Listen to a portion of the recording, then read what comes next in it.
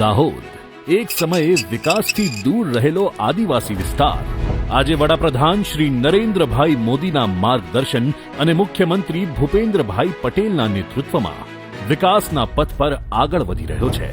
સંપૂર્ણ રીતે સ્વદેશી 9000 હોર્સ પાવરનું લોકોમોટિવ એન્જિન બનાવી રહ્યું છે આપણું દાહોદ. સાથે સાથે અહીં નાગરિક સુવિધાઓ સુદૃઢ થઈ રહી છે અને સડકોનો વધી રહ્યો છે વિસ્તાર. બ્રિજ અને હાઈવે બની રહ્યા છે અને ગામે ગામ પાણીની લાઈન પહોંચી રહી છે. છાપ તળાવ, સ્માર્ટ પ્રાઇમરી શાળાઓ, લાઇબ્રેરી, મ્યુઝિયમ જેવી અનેક આધુનિક સુવિધાઓ આજે દાહોદની ઓળખ બની રહી છે. દાહોદ ભારતના 100 સ્માર્ટ સિટીમાં સ્થાન ધરાવતી એકમાત્ર નગરપાલિકા છે.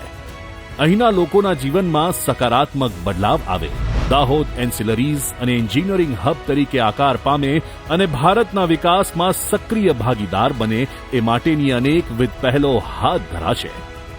દાહોદના જન જનની સુખાકારી માટે તારીખ 26 મે 2025ના રોજ વડાપ્રધાન શ્રી નરેન્દ્રભાઈ મોદીના વરદ હસ્તે ₹24,000 કરોડથી પણ વધુના 19 પ્રકલ્પોના લોકાર્પણ અને ખાતમુહૂર્ત થવા જઈ રહ્યા છે.